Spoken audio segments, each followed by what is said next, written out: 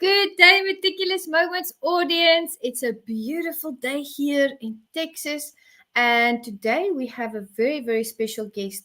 But not only one guest, we have two guests coming onto the show, and they are amazing martial artists, karatekas. They are my friends as well, and they've done some wonderful things in the martial arts world. I met them online on Facebook.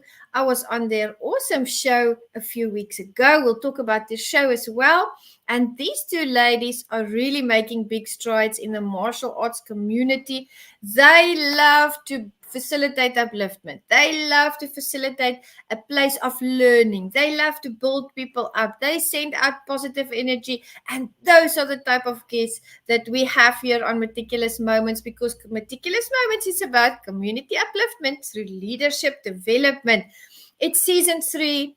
It has been such a journey with this podcast, with this show. It's recently been the birthday of the Meticulous Moments show. So thank you for everybody who sent in their videos to congratulate the show, and everybody who's still going to send in their videos. You are a guest, you are family, you're part of the audience.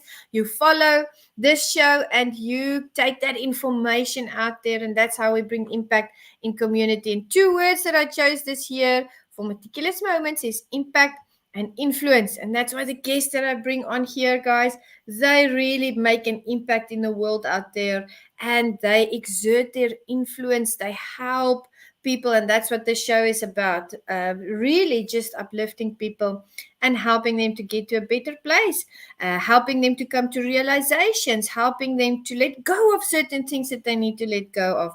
Now tell me in the comments if you've ever had a day that was really it was, I also always call it a Wilson toffee day. I don't know if you guys have Wilson toffees here in the States, but in South Africa we have Wilson toffees, and let me explain to you what they look like. They're little squares and they are so delicious. You have the butter flavor, you have the Coca-Cola flavor, you have apple flavor, but they are so hard to chew. So it's almost like you have to suck on them for a few minutes before you can start chewing them, and then they're really gooey, but it's such a wonderful sweet to enjoy. Sometimes we have days like that. I had a day like that yesterday. It was a Wilson toffee day, and I just had to recover myself. I had to regroup myself. I had to speak positive things into my mind and say, you know what? You're going to chew this toffee. You're going to get through this, and you're going to get to the good stuff. Even though, something might have gone wrong, there's a lesson to be learned, and there's something positive that will come from this. But I'm here with Michelle, and I just spoke to her before we started the show.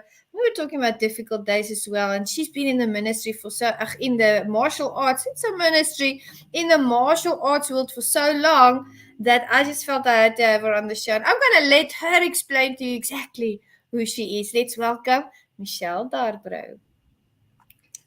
Hi, Juanita. Thanks for having me on. It's such a pleasure to have you here, my sister. We've had lovely conversations. Thank you for hosting me on your show. I really enjoyed it. And I saw the final product, and that was also lovely. I listened to the audio. Tell the audience, because I know you're a ninth Dan.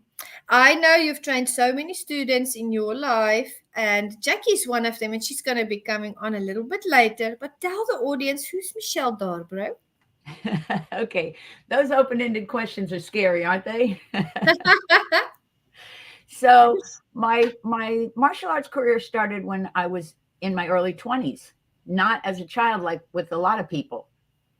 And it's funny how it all started, because when I first went to a dojo, I trained with an Aikido man. Uh-huh. And he was so laid back. No one wore uniforms, no one bowed in. And we were together for a couple of months. And then he got very ill and he had to move away. Oh, I know, right in the middle of classes. So it was hosted by a community center. So the community center called me up and they said, we're not going to cancel the class. Just come in next week. We'll have a new teacher. And that is how I met the teacher that I trained with for both of our lives, from the time I started with him until he passed away in 2017. Wow. I saw that too. Yeah. And his name is Master Joe Collegian. Some of you may have heard of him. He's not unfamous in the martial arts world. He was trained with Master Joe Hess and, of course, Grandmaster Peter Urban, all in the style of Goju. Oh, fantastic. Well, I definitely know those names. I do, Michelle, and I know that you didn't. You're a ninth Dan. You completed your ninth black belt in 2011, but you also created a whole course on teaching karate to kids, and that was in a militaristic fashion. Tell me about that. Okay, so when I started karate, and I really can't speak for you, so you'll tell me what you think. When I started karate, it had come from the World War II vets returning to America. Everybody knows that. And it was very militaristic. But when you take that down to kids, it's distracting, intimidating, and their attention span doesn't hold up. Mm-hmm. So what I did, now I at at a point in somewhere in the late 80s until COVID came, Uh-huh. I taught kids all day, every day. Wow. And I realized in those years that letting them sprint rather than go long, slow distance is a lot of fun for them. So we would do something and then we would break away from it. We would do something and we would break away from it. And another aspect was I could hear coming out of my mouth the word no way too often. So rather than using the word no, I would switch over to something that they were getting right and another angle that they could go instead of just saying, no, that's wrong. And so over the years, I made notes. I helped other people along the way. And I did end up having a blog. Let me say blog again for you. And that is Kicks with Kids. That's what it was called, Kicks with Kids. I And love that. yeah. And I turned all those blog posts, which you can still access through the blog post host. And I turned all of them into a book. And that book is available on Amazon. That is fantastic. I read about the book. That was going to be my next question. And I love the fact, something that I've seen in the martial arts, and you've seen it a million times as well, is we take that information that we received from our masters, we transfer it to the students and to the children, and we want them to take that out and, in whatever setting it is, whether it's at school, whether it's at their homes, whether it's a grown up and they take it to their business life or raising their family, we want them to take that information and to give it to other people. It's not that it's a closed setting, that it's a secret. We don't want to keep the information. So I heard once that someone said, they had received the GM, and I'm not going to name names, but the GM was saying, I taught my student all of this just for them to go and tell other people, how that worked, and I felt like they exploited my knowledge and things. And I thought, but that's so against the heart of martial arts, because it's not supposed to stay a secret. It's supposed to be shared with the world. Now, I'm not talking about a secret technique. I'm talking about general things, names of stances, life lessons learned, general principles. And that really didn't sit right in my heart, because I felt like, that grandmaster needed to do some introspection and think about, why is he teaching students in the first place? Does he not want them to take that knowledge and give it out to the world? What's your opinion on that? Okay, so that is such a point of conversation in almost every group of karate people, is it not? It is. And I think it stems back to, in the old Japanese tradition, the student would earn their way into the dojo. And the dojos were so competitive, the styles were so competitive that they wouldn't share information between themselves. And of course, over the decades that have passed, the hundreds of years that have passed, those things are less relevant, really, aren't they? Yeah. The trick is, well, let me start here. My teacher used to say, Goju is the system, but you, pointing to us, his teachers, are the style. So we are the style. We have our own style of teaching. Every teacher a little bit different. That's and right. The first time I watched one of my teachers teach the material that I had taught them, but with their own style, I had to resist the urge to micromanage. Right? Because I felt so passionate about the material. Can you see how that could happen? Absolutely. And so there's a growth process that absolutely has to happen that a person, myself, you, any other person who teaches, has to realize that it's a compliment that they kept your knowledge, turned it into their own words, and then took it off and shared it with others. The other aspect of this that I think is so important is, so I started teaching on my own in 1984. That's when I opened my first dojo. And so clearly I've had a lot of students come and go. But what absolutely thrills my heart is when 10 years pass and they get back in touch with me. Yeah. To talk to me about lessons that we went over in the dojo that they still carry with them, that they still think about. And what a compliment that is, because those people, whether they're in a dojo or not, are sharing it with others. Right? Correct? You have to. Yeah. And one of the things that's a cute story on that is that they'll always begin or end with, and this was my favorite kata, and I still do it to this day, whatever that favorite kata was, even though they're no longer actually in the dojo. Isn't that awesome? I love that. And I really think when they share the information, like you said, it's a compliment. Because you know what I always hear in the beginning and the end, like you hear certain phrases that they repeat, is my grandmaster or my Kiyoshi or my sensei used to say or taught us, do this and be like this. And this was a story he told me. And this is what happened in the dojo, which was my second home. You know, it's not like someone is taking that information and making it their own. They're always giving that honor to the person who taught them. And I think that's a beautiful thing. I don't think that's something that has to be frowned upon. I think it's a compliment, like you said. And you talked about your book on Amazon, but I know you also have a book called Self-Defense on a Common Sense Approach. Self-Defense, a Common Sense Approach. Tell us about that. Okay, that one's also on Amazon. And, oh gosh, self-defense. Isn't that everybody's favorite subject? Yes. I mean, it's so important. And I recently was listening to someone who was, I'm going to go with the word ranting, even though I'm not crazy about the word, but I feel that's what was going on, about the fact that self-defense classes are a waste of time because after the person leaves, they forget the techniques. And I can relate to that sentence. When I'm teaching a self-defense class, I'm always encouraging the people to make a little self-defense group. And hey, add wine to the workout. What do we care? As long as you're getting some repetition on the techniques. Because the problem with any kind of reality self-defense is making sure you've muscle memorized the movement. Right. And all martial artists know that. Nobody thinks that's, new information. So anyway, it occurred to me that a lot of times people put so much information out there for a person trying to learn self-defense that there's just too much. Too much information. Yeah. So how I went to it was I tried to bring it down to the most simplistic place that I could while still being accurate enough to save a life. And then if you think about it, the confrontation that generally speaking, this isn't a gender issue, but generally speaking, the confrontation that a female will run across is a little different than the confrontation that a man will come across.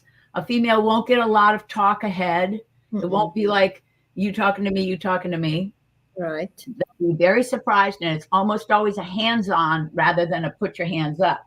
And so there are some areas where a person could get something from coming out to a course or even just reading a book, where they can have that information. Everybody knows in self-defense that the most important thing in self-defense is your brain. That's right. Focused, that you're paying attention, that you're not distracted by your phone. All those things are very important. And that is something that can be reminded by just reviewing the information. You'll tell me what you do, but when I teach self-defense, I do three things. One, I make a little piece of paper with a lot of information, not a lot, but some information on it that say things like, pay attention, be prepared. Please know how to give somebody an elbow across the face and in the throat. Please know that. And I tell them to hang it on their refrigerator. And then I take the book and I say, leave it out as a coffee table book. Every time somebody comes by your house, you guys will discuss. Mm-hmm. And then the third thing I always try to tell people is use your imagination ahead. Right. Imagine what you would do if. What would you do if you came around your house and you saw someone had jimmied the lock? What would you do at that point? Mm-hmm. And that way you'll have ideas in preparation and you won't be so caught off guard. That's true. I agree. I do. And Michelle, I come from South Africa. It's very dangerous there. And I always tell people to add on to that when we would talk about self-defense, I say when you are walking in the street, don't walk like a victim. Yes. Don't look like you're scared or looking around and unsure of yourself. You own that street. You walk and you look like you're on a goal and a mission. And even if you have to have a stern look on your face, they will less likely attack you than they would someone who's holding their purse and looking a little bit unsure, not sure what's going on around them. You become the victim if you act like that, because you have to be very careful, especially in settings where there's a lot of people. It happens so fast. It happens so fast. So what I do when I'm in South Africa and I may be in a dangerous area, I have my backpack. I never have my phone in my hand, and I walk like I'm angry. I walk into that shop or that street or whatever, and I've got a stern look on my face, and they leave me alone because they're like, nah, not gonna mess with this lady. But if you walk and you look like the victim, you're gonna become the victim. And another thing that I always say is, you can practice that muscle memory and drill it into yourself so much so that by the time it happens, you would have done the moves already before you even thought about it. So I try to let people practice it and repeat it so many times that they just do it. They don't, the muscle memory, like you mentioned, just kicks in and they perform the moves without even thinking, and they do their own variations.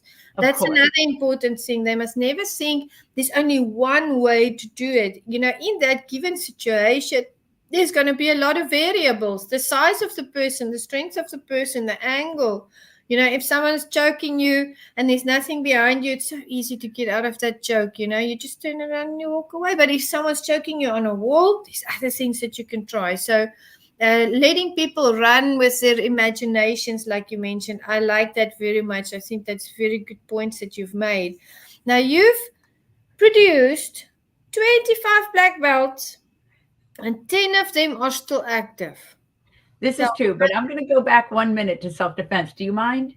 No! Okay.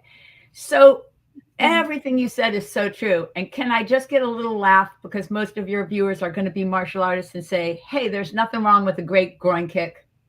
Oh, yes. Get out the nutcracker, guys.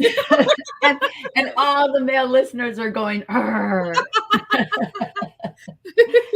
so that's for our laugh. And the other thing is, my teacher used to call it the will to act, how you summon up your chi line to make those initial moves. Yes. And I do address that in my book. Good. And I think that is something that a lot of people don't address unless they've actually been in situations where they had to draw up their own chi line. They really don't think of it. Right. Also, there are people, my teacher was one, who really didn't even address fear as an action. Like, it was like people would say something to him about, did this make you afraid? And he would say, I don't do fear. And I'm like, okay, good on you, baby. Because obviously this is something that you step over, even though you have the anxiety. Come on in and set up while I finish the sentence, okay? Jackie's just arrived. So I think that's one thing in my book that I really think people should check out. Anytime we can put some contact information, people can get in touch and we can talk about and how to address it.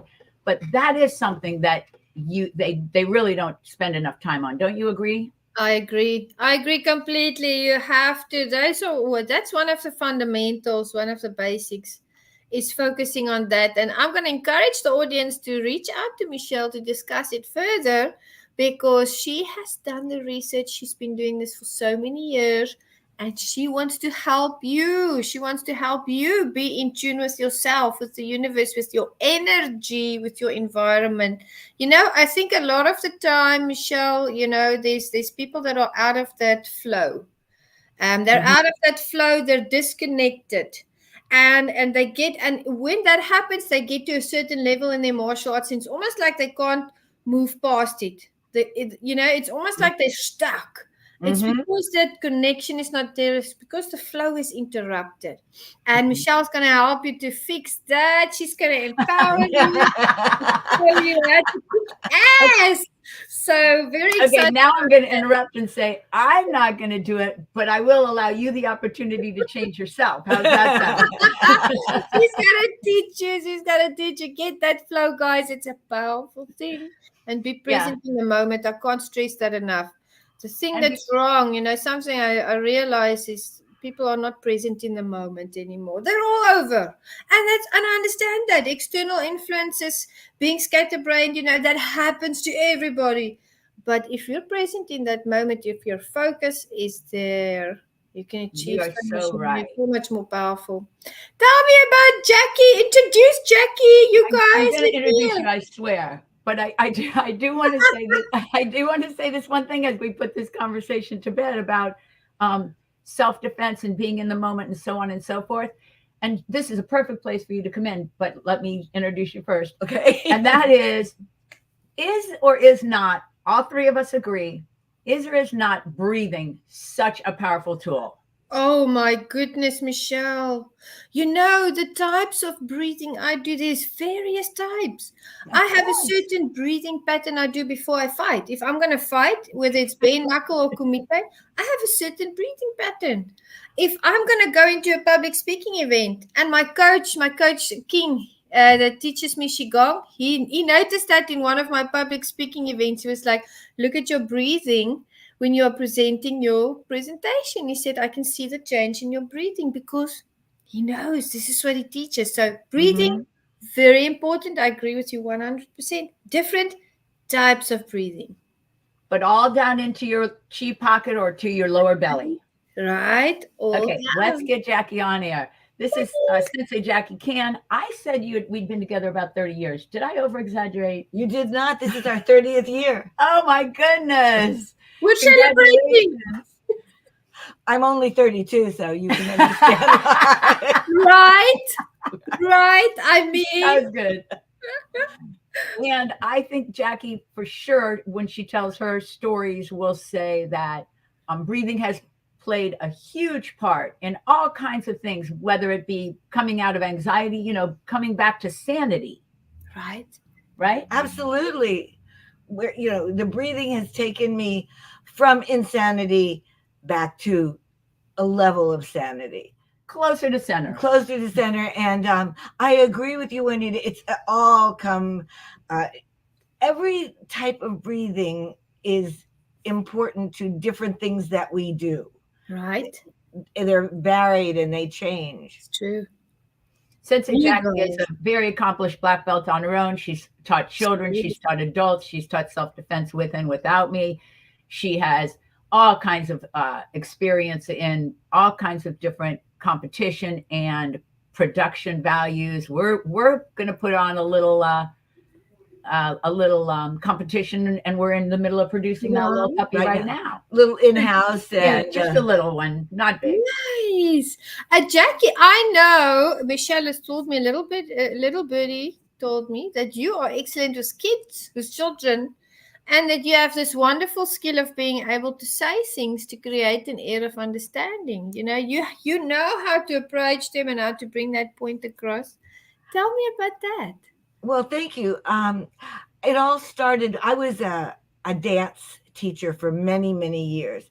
And as a dance teacher, I started a group called Mommy Not Here, but You're With Me Now, sort of a transition from when they were with the mommies, and then maybe next year they'll go to school. So I had to find a way to speak to children who were about 2.5 that didn't use grown-up words. Boy, that's young. they were very young, and mostly it's follow me, do what I do, and story songs, so that Right. because it's the music. And interestingly, the music transfers in the karate to the cadence that we use in our when we teach blocking or when we teach kata, any of those things. Or So, even sparring.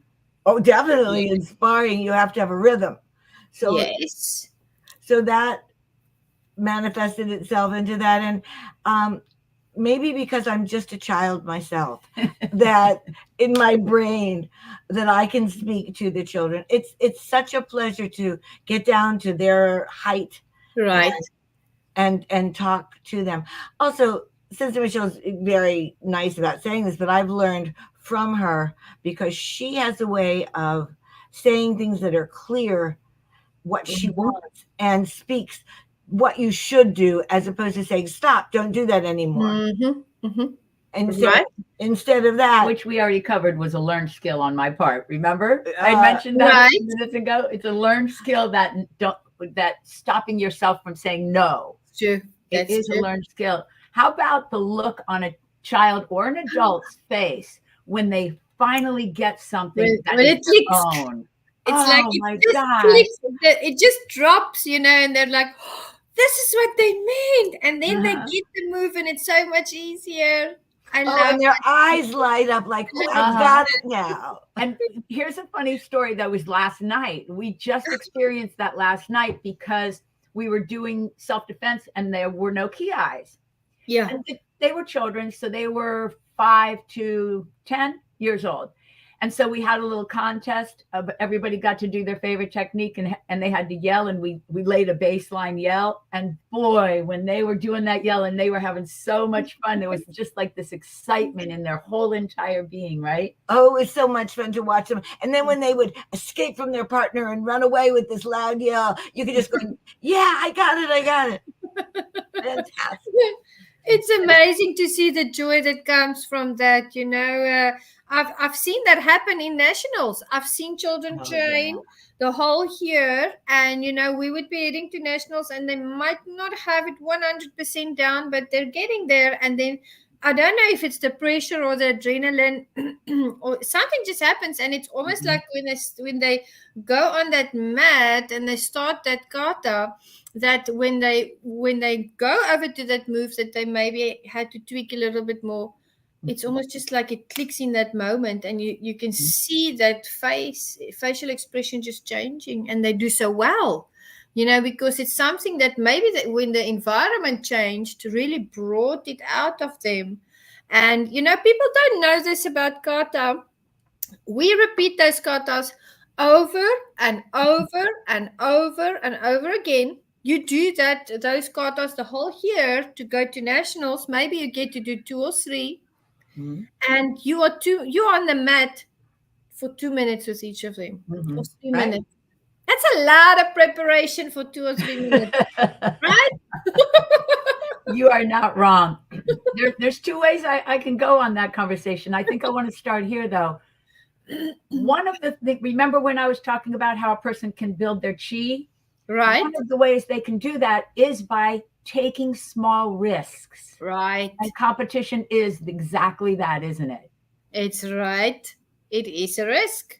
So that minute that you stand up and you start your introduction and you're saying who you are and you're having that courage to speak, and you move back and you close your eyes and you're thinking, okay, we're moving now. Your heart's beating and you're getting your breath back under your control. It's a wonderful moment because it's practice for the real Yes, world. that's I right. think the hardest moment is the moment before you step into the mat or into the ring, because your insides are doing all sorts of tumbles, and you're saying, I don't know if I can do this. I feel sick to my stomach. Oh my goodness, am I going to step in? And then you do it, and oh, what an experience. And just for those Absolutely. people who want to say that's not true to what any of the things we said, I'm going to add the caveat, except for those people who are fearless. God bless you, you guys. Well, let me just tell you, I think those are good nerves. We have bad nerves and good nerves, but I don't think that fear and that uncertainty ever goes away. That adrenaline is still gonna rush, Of and I course. think it makes you a better athlete and makes you a better martial artist if it is present, because you need it in any situation. We need that adrenaline spike in an emergency. And That's right. So it saves lives. And just Yes. thinking how you guys work, how you ladies work with kiddies. I think back to when my son was, I think he was 5. He had these long Goldilocks, right? He's always had long hair. He's a samurai. He likes his hair long, always. And he's a tough little one. He's a brown belt now. But when I took him for his first class, we thought the time was for the 4-year-olds, but it turned out to be the grade 4s. So now Oh no. imagine this little 5-year-old boy going to his first karate class, and there's all these grade 4s, and everybody's and kicking, and he's sitting there, and he's like, I don't want to do this. I can just see on his face, it's like, I'm gonna get whooped.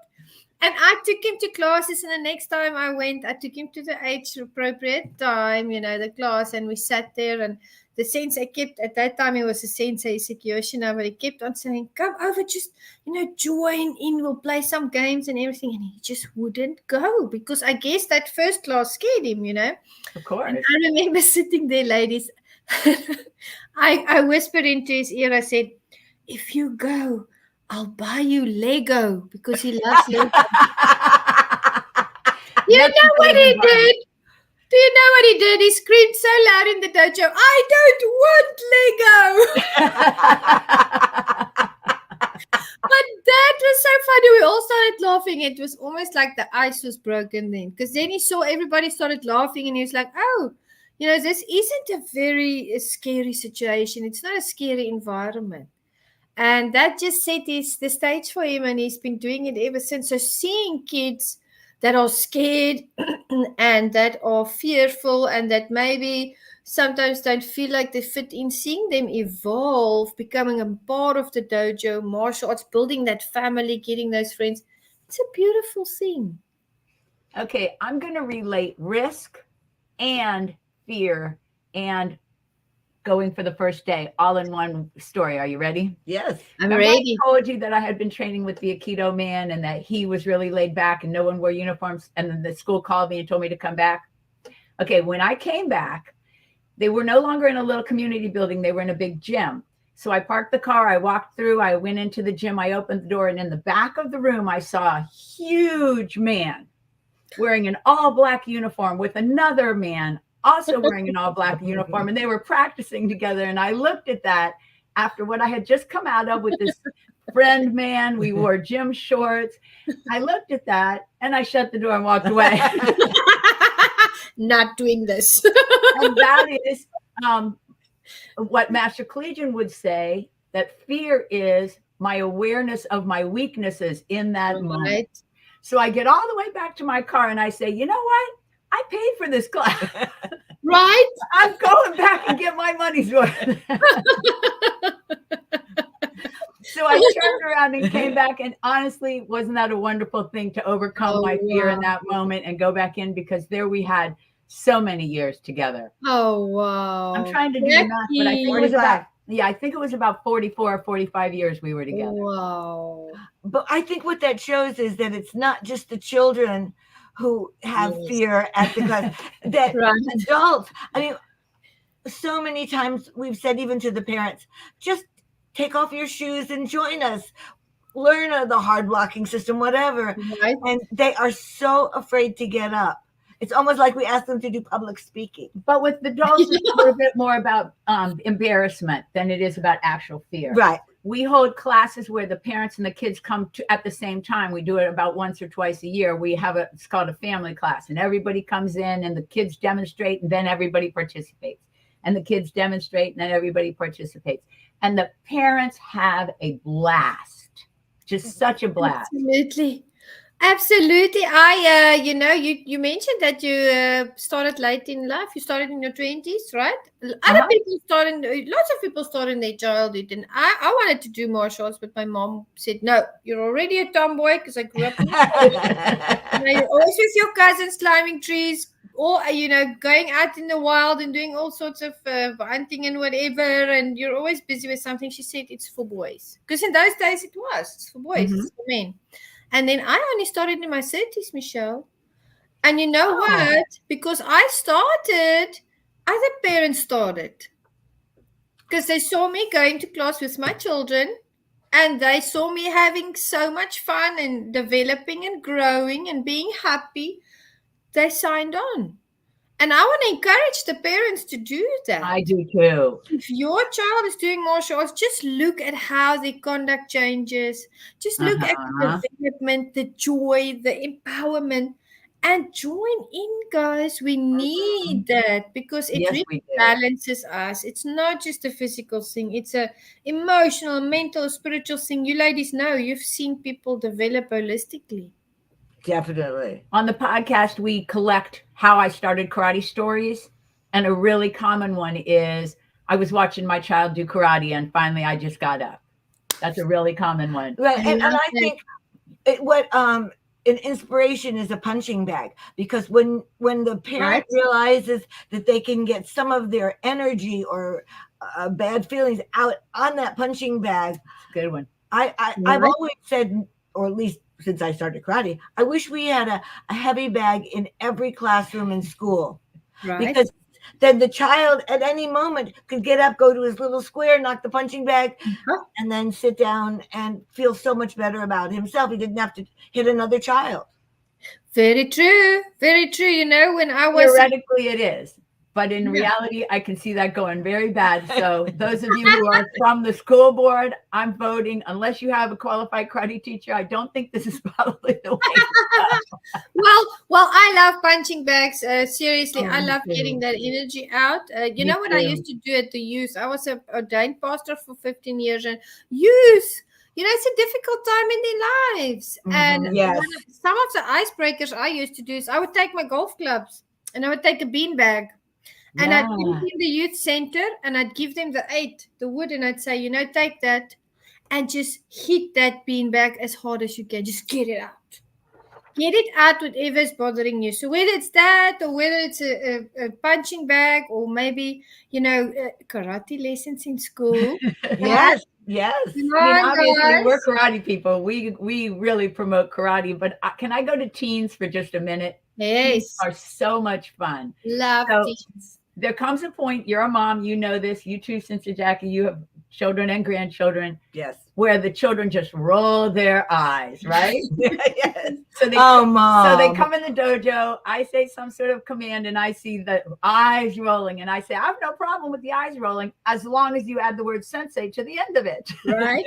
Title. So you can roll your eyes at me all day long, and it sounds like this, sensei. So we turn that angst into something that's a little bit That's that right. everybody can relate to. It's just funny at that point. Absolutely. Jackie, would you agree with me? You mentioned about that. That's why I'm going to ask you, you know, our sensei Akiyoshi always says, you know, when you walk in here, it's empty mind, right? Right. Clear your mind, no matter what went wrong out there, leave it at the door. You can go back and pick it up if you want to, but your time in the dojo is your time. No rushing.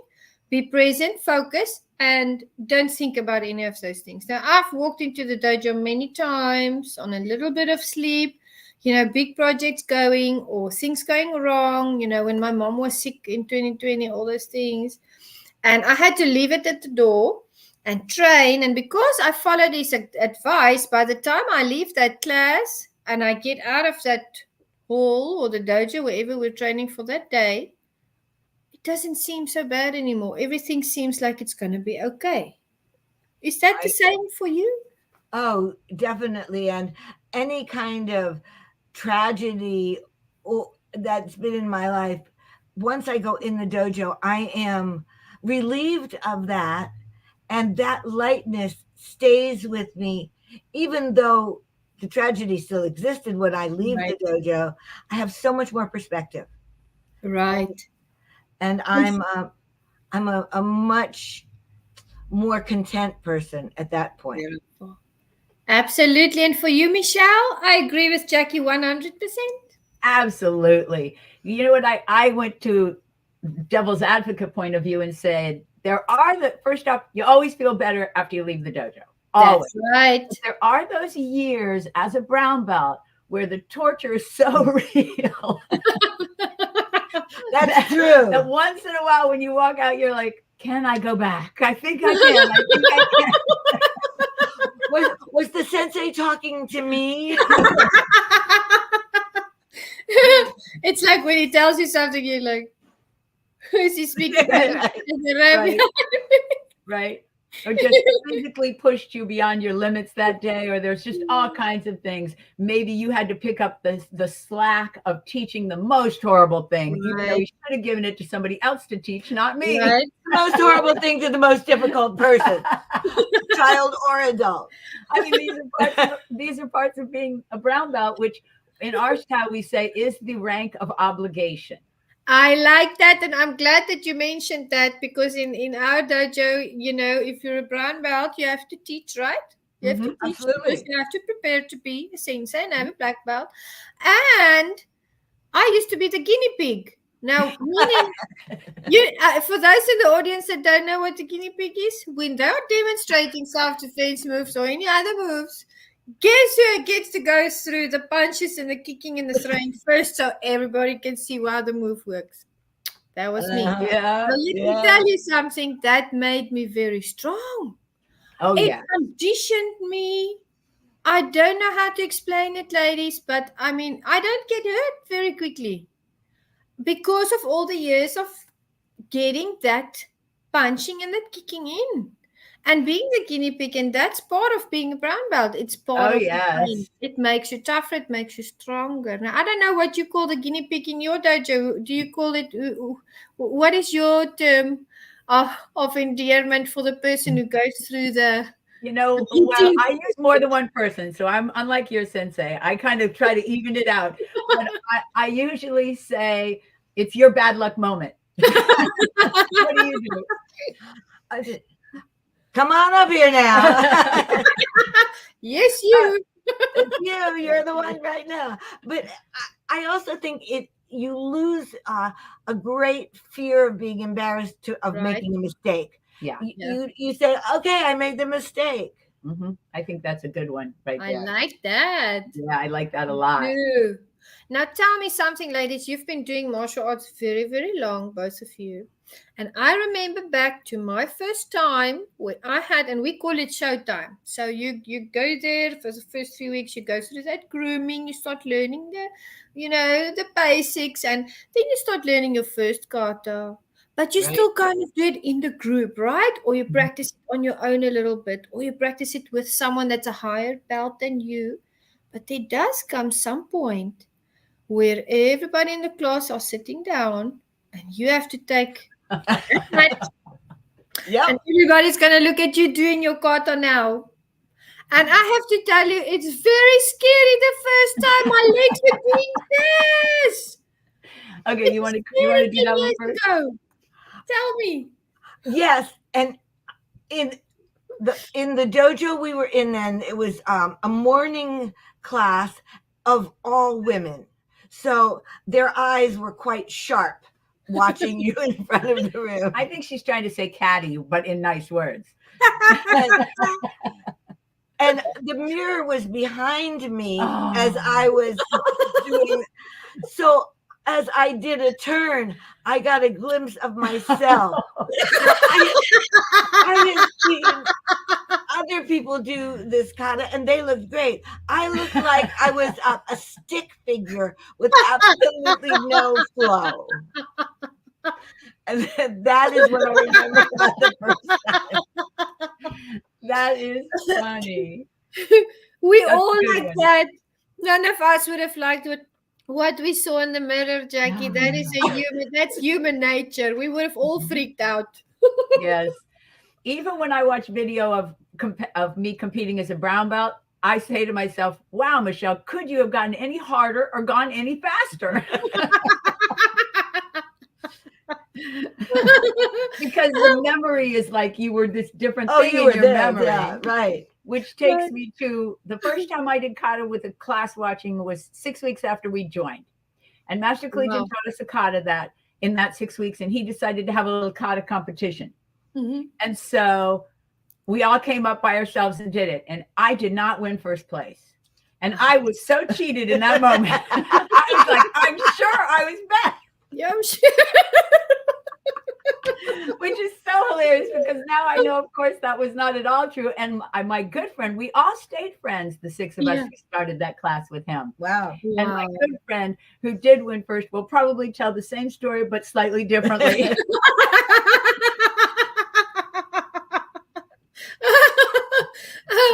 Special times, ladies, special moments, things Oh, that we'll yeah. never forget, things that we'll never forget, and life lessons. So many life lessons on people, on commitment, on resilience, and just joy. I have to say, lady, if there's one thing that really I found myself in the martial arts, and I'm going to ask you what that was like for you as well. I found me. And I found that joy. It makes me happy. What did you find when you started martial arts? What opened up for you, ladies? The short answer is kindred spirits. Where are you Yeah. going with? The fact that I was living my life, I wasn't an editor editing a life, but I was actually living. That Beautiful. is beautiful. At I one point love in my this. early karate career, I was visiting an older relative that was like 50 years older than me at the time. And she said to me in that grown up voice, "I don't understand why you go to that karate. What is it over there?" And I said to her, "I don't know, but I do know this. Whenever I'm there, I'm at my best and I'm at my happiest." I So, can relate. I'm so yeah. happy to hear that. I'm so happy to hear that. And you both, you're a breath of fresh air, lady. Since I met you, thank you for looking me up, Michelle, and for introducing me to Jackie. I mean, this is a friendship that's formed here. We are kindred spirits. We are martial arts family. Mhm. And to the audience members, I really felt that I needed to induct Michelle and Jackie into the Meticulous Martial Arts Mastermind Hall of Fame because they have made great strides in the martial arts. They have accomplished so much, and they do things for the world out there. And I think that's commendable. They have a lot of wisdom. And ladies, I just want to say I'm blessed to know you, Us, and thank you so much for being the people that you are. You are just amazing, always light-hearted, always giving and open and kind, and good energy. And I want to ask both of you for any final words of wisdom to the audience. You go first because I have some I want to do. I say just keep doing, keep going, and you will become the best you there can be. That's Beautiful. good. Okay, I'm going to do two things. I saw on your opening that you used the picture of us as podcasters and it has a young man on it. That man is Landon. He podcasts with us as often as he can and has for our full 5 years since he was 12 years old. So if you go back and listen to our first episodes, you'll hear this unbelievably mature voice, which he hates because it's a young man's voice instead of the voice he has now. Again, he's Landon, and that is Sensei Jackie's grandson. That's true. Who will also be in showdown testing in the very near future. Right. And that takes me to turning the tables on you and giving you a congratulations for finishing your showdown test. Yes. Thank you. Thank you so much. Thank you, ladies. It's so wonderful. Very much so. It is. It does. And I'm very, very grateful. I said to Michelle before the show, I'm grateful to God. I couldn't have done it without him. I can do nothing without him. And I'm just grateful. I have this energy the last 2 days. It's always there, ladies, but the last 2 days, it's just, I'm just grateful for the little things. I'll stop and I'll think about something and I'll just feel that good energy going. And I don't know what it is. It's like something's building up for me. And I know it's building up for you as well and for all the amazing people out there. Guys, see the magic in the little things. And the big things will open up to you. If you can see the magic in the small daily things that go right, the big things are going to be so super wow. And you ladies, you're making an impact and I appreciate you. I want to thank you so much for being my friends and for just making amazing waves out there. I'm going to keep you in my prayers and we are going to connect again. So thank you so much for being on the show. Thank you for having us very much. It's awesome. Loyou, ladies. Love you. We had a wonderful time. I'm glad to hear that. Me too. And we'll speak soon. and Yes, have a definitely. blessed day. Bye now. Bye. Guys and girls, audience, make sure you follow these two amazing ladies, become a part of the project, and keep punching. I have so many friends out there. I'm thinking of Grandmaster Carlos Silverfist Pagani always says keep punching. And I think that's very, very good advice. Keep punching out there. Don't let the little things get you down. Flip the script if you have to. If you have a Wilson Toffee day, remember what I said. Something good will come out of it. So I'll see you guys in the next session. And thank you for following. Goodbye.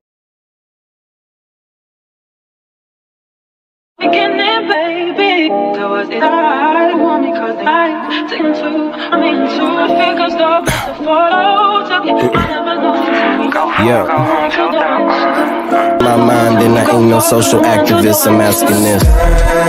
Stay for a while now. Put the guns down, you can find another way. You can heal from your pain. Stay for a while now. Put the drugs down, you can find another way. You can heal from your pain. Baby, there was it I want me cause I take into I'm into a figure store.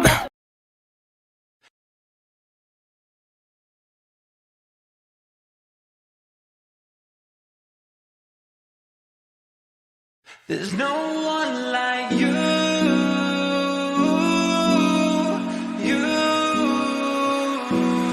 in the valley where the shadows cling lies a base camp of dreams where hopes take wing, but the summit calls out with a voice every night. It's the place where the brave and bold belong. In our hearts we've needed it all along. Now it's time to break free from the chains that bind. I search to the top where dreams take flight. Embrace the unknown, no longer hide. Journey's not easy, but oh, it's right. New beginnings await.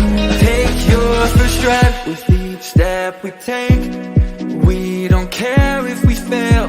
No longer confined to the same trail. As we climb, we find freedom in our glorious tale. We wear authenticity like a badge of honor that always leads into breaking the mold, growing bolder every day we breathe. Search to the top where dreams take flight.